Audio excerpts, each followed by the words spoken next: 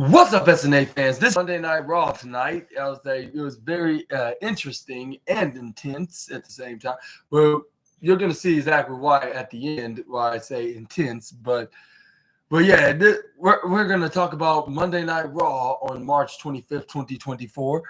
And from start to finish, of course, live in Chicago, Illinois. At the Allstate Arena. And of course, we did see the returning CM Punk, and then he was indeed coming out of his car, which they showed a clip earlier today when him coming out of his the cameraman showing him coming out of his black SUV and then waving to everybody, and that was about to head inside the building.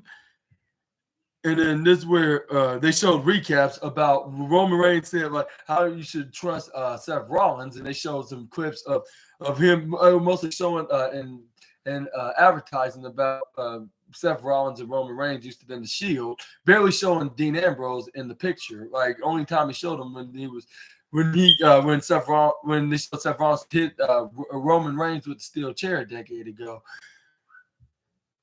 But yeah, they showed from last week's SmackDown, which it kind of didn't make any sense, and I can understand where everybody was coming from when they were saying this.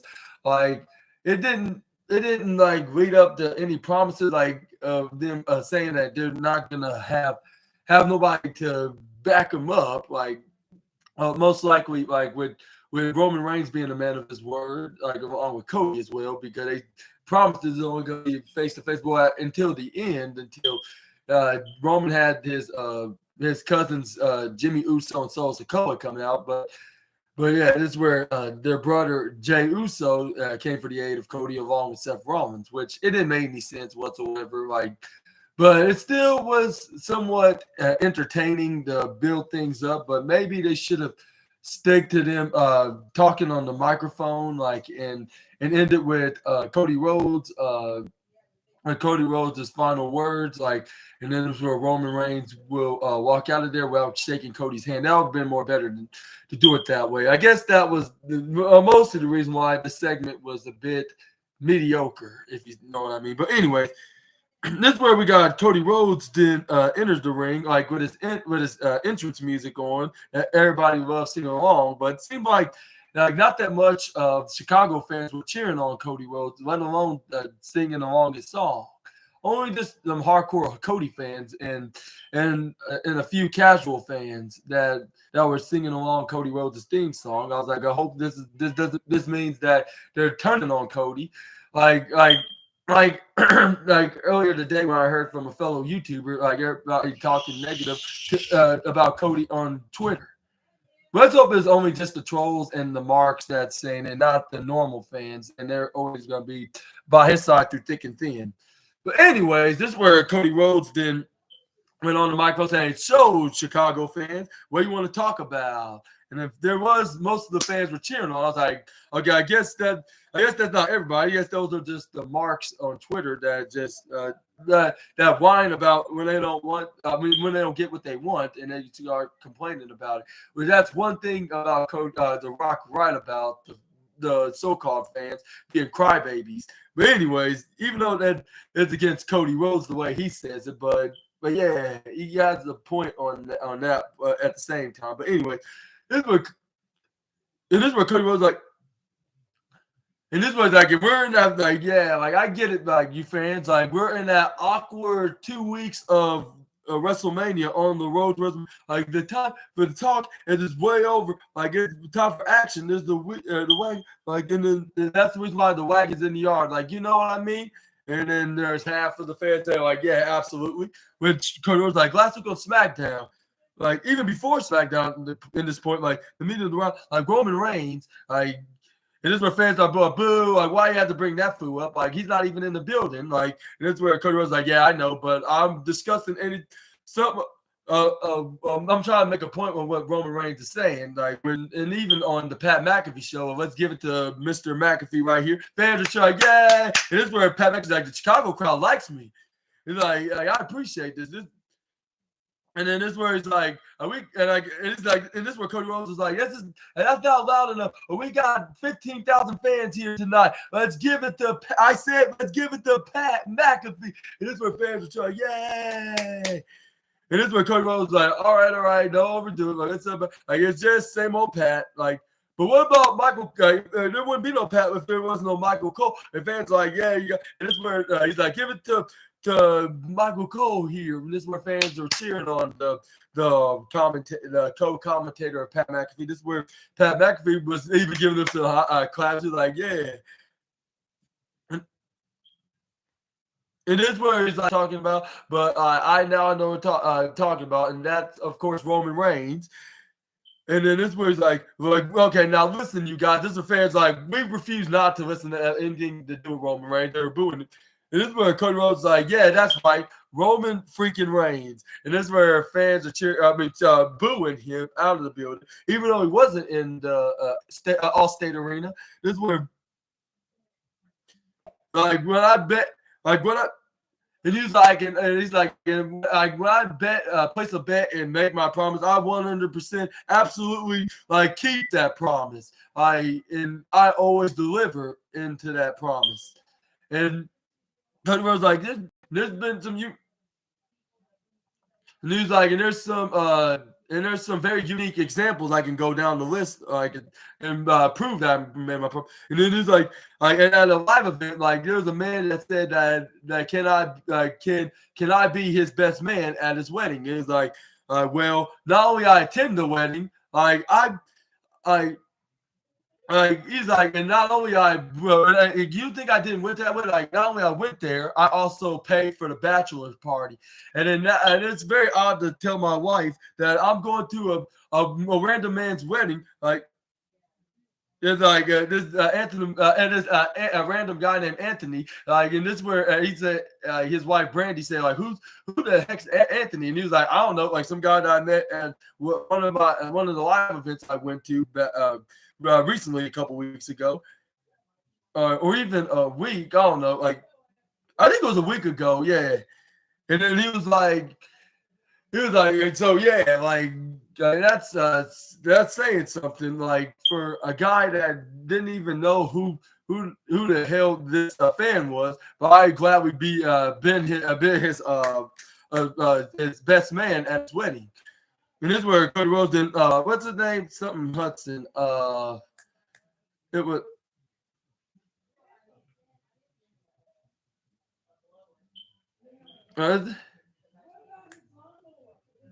Oh yeah, this is just Hudson. That's what he said. But yeah, he said like after saying Anthony saying like he paid for a bachelor party. He's like, you don't know the guy from Adam, but he still would do it like because he's his number one fan. And he's like, and there's another fan that I made a promise to, like his kid named Hudson, like boy, like he's having his fifth birthday. And he was like, and he said, like, in his fifth birthday party, he asked the American Nightmare himself to be there to be at his birthday party. And guess what I did? I responded saying, absolutely, and I totally went to his birthday party. Like, and that's where it's like, in the global women like trying to make it to WrestleMania this year. Like they're going with both nights at night 1 and night 2 at the show. So. And I say this, like, and I ask for nothing back from in return. And the reason why I do things that I do, like, is because it is like, and Roman Reigns thinks like it's for me being for desperation, and then perhaps he should, and he's like, and perhaps this should be my my desperation because this is my final crack of my desperation, like. Because I dress the way I talk the way I talk, and then I walk the way I walk. Like I spend all this time out here, and for a simple good reason, I pretend to be the champion because the champion isn't here right now.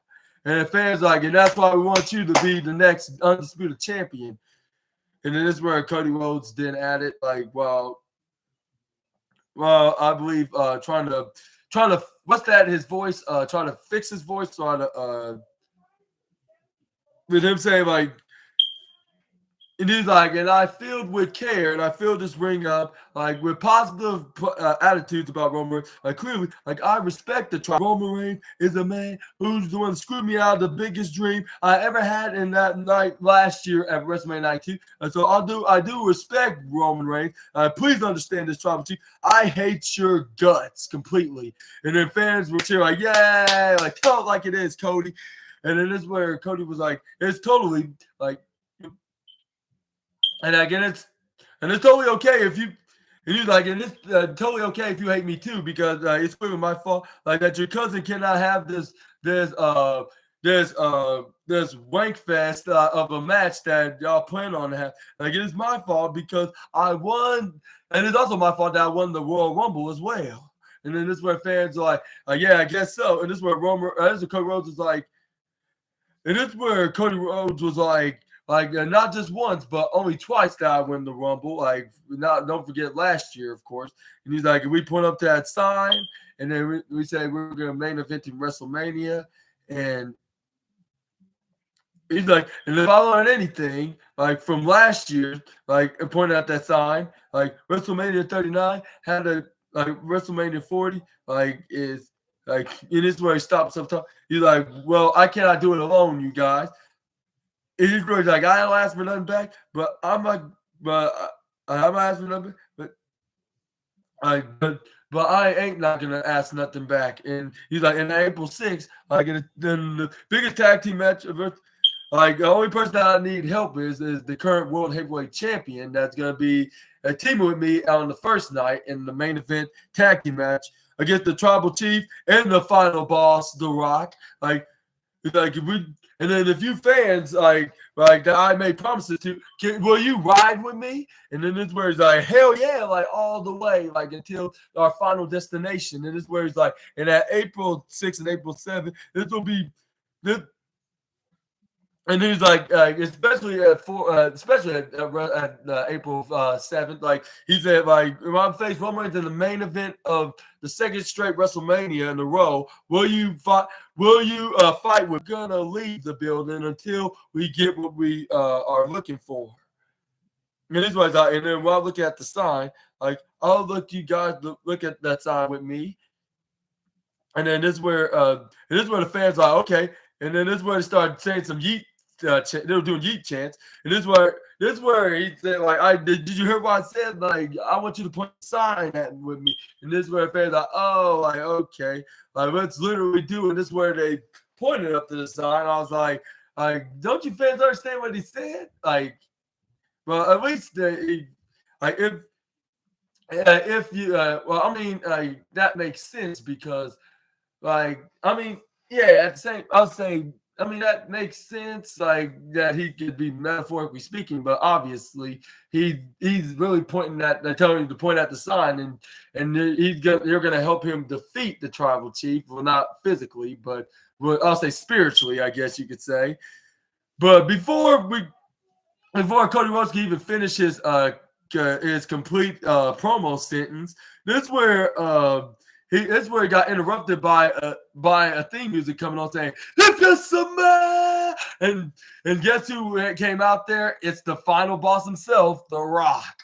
And there was rumors going around that he could make a surprising return on tonight's Raw, which he was originally supposed to be just scheduled to be on next week's Raw. But it seemed like for some reason he had some time to show up on tonight's episode of the Red Brand. We're gonna see more of The Rock later on tonight. Just wait until watch this video to the very. Even though you cannot really literally watch it because the screen's completely black right now, and I need to figure that out how to fix this issue as soon as I get off after I'm done making this video. But hopefully you can still hear me, and I'm making this video to talk about what happened. But anyways, this is where The Rock stared at Cody Rhodes for like a good 5 minutes until he went up right into Cody's ear. This is where he whispered something, and then he left out of the ring. Cody Rhodes was looking confused, and I would say worried. I'll say more concerned on what until until he walked out of the arena since Roman Reigns wasn't there, he got the next best person that could fill in those shoes, and that is his cousin himself. And what are your thoughts about The Rock making his surprising return on tonight's Monday Night Raw? Like a week before he was originally scheduled to be called WrestleMania Raw, unless they ditched the whole WrestleMania Raw and SmackDown concept. Ever since they kick out what's his name, Vince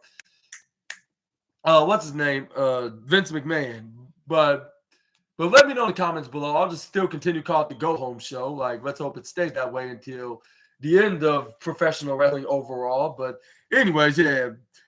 But let's move on. And we got Jackie Redmond asking The Rock, like, what exactly he said to Cody Rhodes. And it is where The Rock's like, like, if you want to know so bad, why don't you ask Cody? And it is where he walked out of there and yeah, it said nothing else. But this is where we got advertisements of this is where WWE was advertising the arrival of Jade Cargill, which she's gonna be making her on-screen return this coming Friday. And what do you think she's gonna be doing by that time on the Friday's 29th edition of SmackDown? Let me know in the comments down below. But let's move on to the next slide. We got the Judgment Day backstage. We got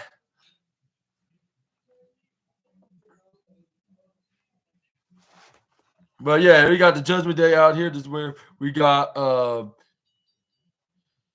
with who was it? That was the Jake with the Judgment Day backstage of making sure that JD McDonough beats the one and only.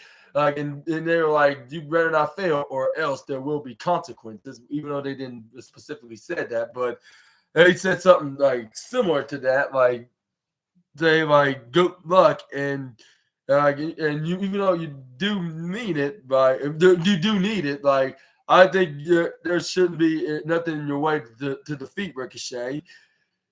But yeah, this is where we got the match with Dominic Mysterio ringside with Dominic Mysterio on this corner. This is where Michael Cole showed a replay like a multi-man tag match with Andrade could be teaming with Rey Mysterio while Dominic would team with Santos Escobar, being honorary LWO and Legado del Fantasma members respectively. I would more prefer to have Andrade face Dominic Mysterio rather than being in the tag team or in a multi-man tag match, like which I'm not sure if it even needs to have a kind of match concept like that. But anyway, this is where we start off with Ricochet. I mean, this is where we got Ricochet and JD McDonough starting off right into the left corner side, grappling it out with JD McDonough pushing it right to the left side of the ropes. This is where then Ricochet smartly was watching Dominic Mysterio because you never know what would come from the self-proclaimed hardened criminal of the Judgment Day, because just look what he did to his dad. Him over with, sweeping his legs and hit him with an elbow right to the back of his head. Irish whip him right to the right corner side, elbows him right in the face. This is where JD McDonough did turn him around. This is where he tried to go for a spinning back suplex, but Ricochet flipped out of it. This is where JD McDonough tried to charge at him, but this is where Ricochet did a backflip right onto JD McDonough. This is where he hits a missile drop kick right onto McDonough, right outside the ring. This is where Ricochet was like, all right, like you want more? Like, and this is where he's like, there's plenty more left in the tank. And this is where he tried to go for a suicide dive, but Dominic Mysterio saved the day. But luckily, Ricochet noticed this before he went right through the ropes, and then he flips, do a somersault flip, springboard maneuver, and did a backflip like he usually does, right onto the left side ropes. This is where Ricochet is like, you think you can outsmart me? Like, I got, and this is not the first time I've been on this road, which he got the mind of Samoa Joe, like of common sense. Anyways, he went right to the top corner ropes. This is where he hit the diving corkscrew dive right onto JD McDonough right to the bottom corner side ropes. This is where he throws him back in the ring. This is where he continues doing. McDonough then took over control onto the one and only mid card star, I guess you could say. And this is where he got him in a waist lock, like with him in a back to belly position, and had him on the ground, like with both men on their knees, like. And it's where Ricochet tried to get back up, try to grab onto the ropes and intercept and counter. And this is where he started going for elbow strikes right into the face on JD McDonough. This is where then he hits a This is where then he tried to go for a huge clothesline, but JD McDonough then hit a big Uranagi slam right in the middle of the ground. Tried to go for a moonsault. Ricochet moved out of the way quickly. And then this is where Ricochet then ducked out of JD McDonough's clothesline. This is where he hits a front flips. What's that? Somersault springboard with his legs and his back bouncing right on the left side, and hit a big elbow strike while the backflip right back around, right, and threw an elbow right into his face. And this is where Ricochet gets back up. This is where then Ricochet did right to the bottom right side. This is where he tried to go for a splash right on the JD, but JD flipped him over, put it right into the right corner side. But this is where he tried to close on him, but this is where Ricochet rammed him with his shoulder right into the midsection and hit a springboard crossbody right onto the Irish Ace. This is where then Ricochet then go for a running shooting star press too. Didn't go for a pin, but when the referee counted one, the referee counted two. As soon as the referee tried to go to three, JD McDonough got the legs and shoulder up at 2.9999999, double 2.90.1 away from being three. Even though that standing shooting star press looked very impactfully powerful to kick out of, but for one percentage of his strength, like he kicked out of it somehow. But this is where we got JD McDonough didn't go for a fireman's carry, try to go for a flying insecurity kick, but this is where JD McDonough grab onto the leg, flips him right over. This is where Ricochet didn't try to go for a leg walk onto the one and only. This is where he try to go for a pin, which that move hardly gets appreciated on the master. This is where then this is where JD McDonough then was like, no matter, like I still got him right into my possession. It's like, why not hit this move, which is a brainbuster, but still kicked out at 2.8, I believe. This is where the JD McDonough then try to go. He kicked out of that. This is where he started throwing punches and some elbow strikes and plenty of other moves, like until he went right into the bottom ropes into the left corner side. This is where then we got JD McDonough then lifting up Ricochet right off the top rope in the lower right side. Hit a knife edge chop about I'll say 2 straight times, I believe. Yeah, this is where he then went on the top rope. This is where he tried to go for a Spanish fly, but this is where Ricochet started elbowing him right onto McDonough. Here we got Ricochet then going for some kind of springboard poison rana maneuver right off the oh my God. And this is where Pat McAfee was like, yeah, agree, Michael. Like, I've never seen a move like that before. And I was thinking the same thing. Yeah, me too. Like, not even Commander with a K or even Rey Mysterio couldn't hit a move like that. And they're luchadors. But anyways, this is where then Ricochet goes for a pin. But this is where that meddling convict, I should say, did put James. And yeah, Ricochet would have gotten away with it if it wasn't for that meddling convict. But anyway, this is where Dominic Mysterio was such a rat, and this is where he started telling the referee, was like, look, JD's ropes was in his legs on the ropes, like JD's legs on the rope, and the surprising referee was being very cautious about Dominic because he was such in a hurry to point that out without being hesitant of doing so. Let me rephrase that, because if it was literally if JD McDonough did it on his own, he wouldn't be that enthusiastic to point that out. But anyways, this is where the Ricochet they got back up. He did not care if he did that or not.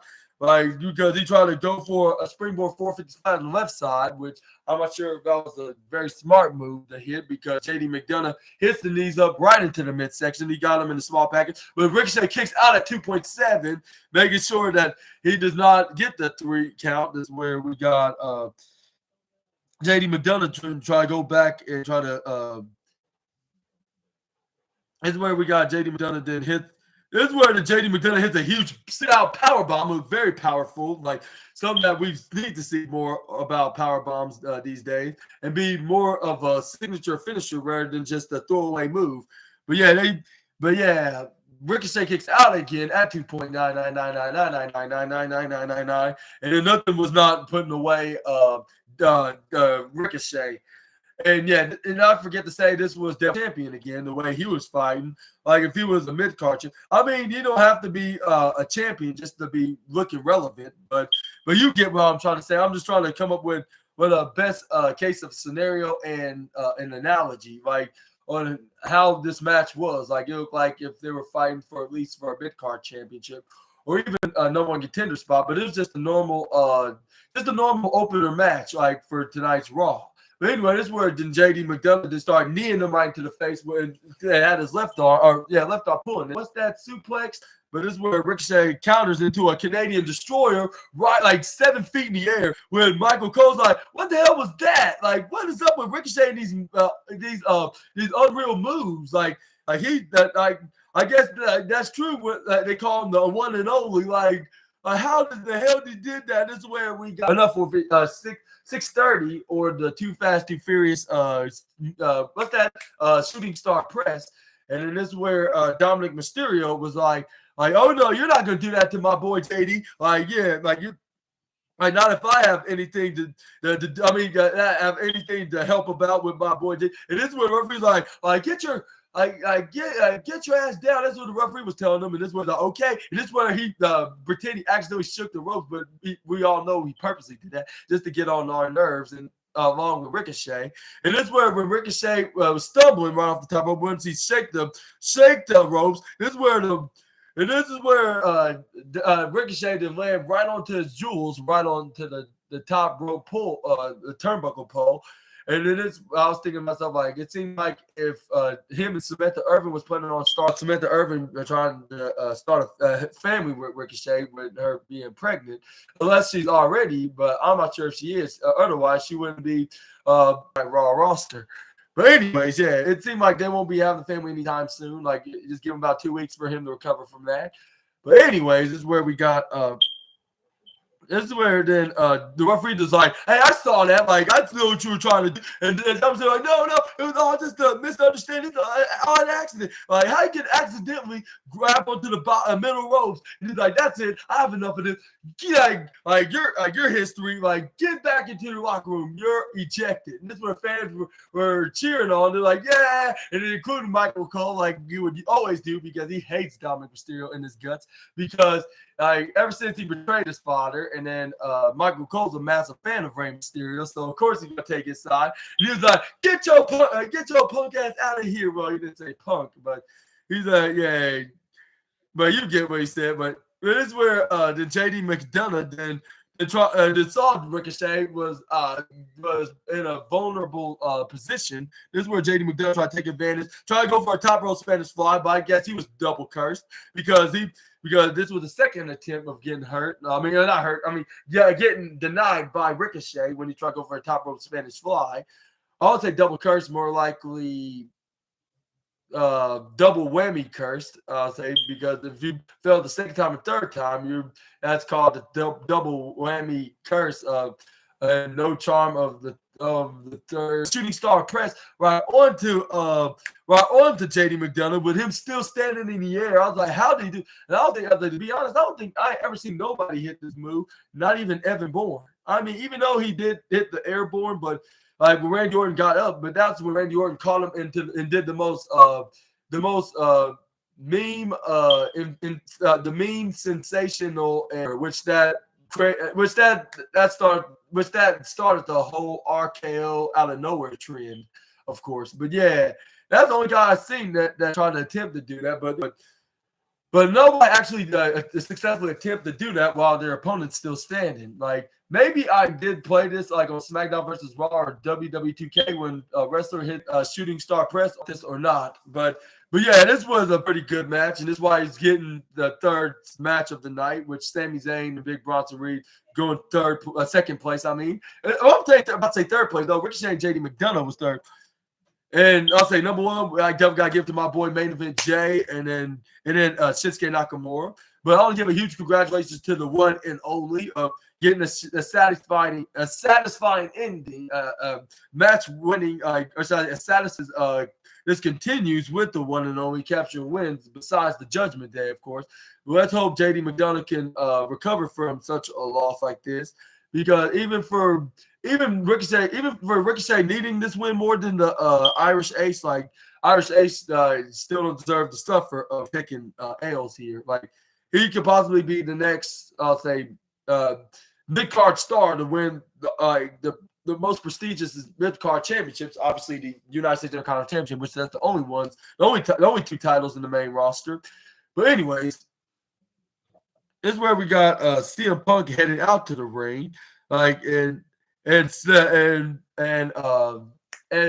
hi to the fans and say what he needs to say, like along with him along with him high-fiving before he had to say what he needed to say, like with him high-fiving and shaking hands with the fans and the commentator, and even Samantha Irving, like right after she announced the Chicago-made star, which that was a very nice gesture from the Second City Saint.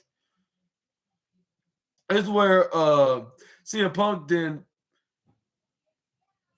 And then before he got into the microphone, this is where CM Punk got up on the announce table hilariously, which the commentators were cracking up and laughing. He was like, really? He just did this? And this is where he put the microphone in the air. But the fans cheer like, CM Punk, CM Punk. Like it's been like months the last time we've seen this guy. Well, actually like a month or two. Well, I'll say more likely 2 months since January when he announced his injury.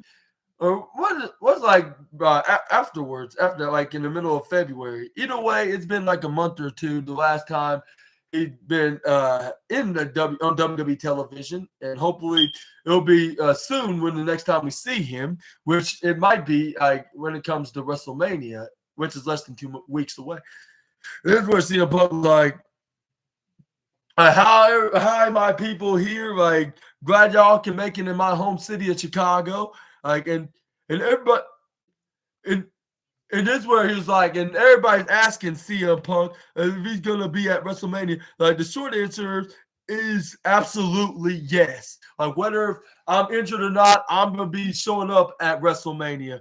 And then he's like, and everybody's saying how my elbow's doing. Like, well, like it's getting there. Like, which he still had the arm brace on, like in his right arm.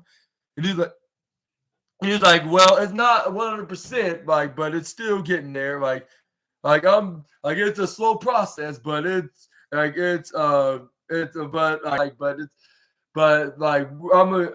gonna get through this together. Like, but anyways, well, I'm not sure if that even made any sense. The using it as a phrasable statement, but this is where then CM Punk then went on the mic, continued like. And this is where he's like, and not only y'all people are going to be asking what exactly I'm going to be doing at WrestleMania, like they got some suggestions of what I can do. Like, are you going to host WrestleMania? Which he must have been watching the SNA podcast, because I was asking you guys this question. Like, is he going to host WrestleMania, or is he going to be special guest referee or a guest commentator? Well, I didn't really say the last part that much. I was just asking like more likely a host or a special guest referee, most of those two. But anyway, this is where he's like he's like, well, I don't know about that. 10 years ago, you asked me that. And this is where CM Punk like, if you asked me that question 10 years ago, like, well, I would have thought WrestleMania would have been beneath me. But now, like, I wouldn't rule that out like this year. Like the only thing I wish that WrestleMania was in my hometown of Chicago. Like, but you never know like what can happen in the future. This one, like,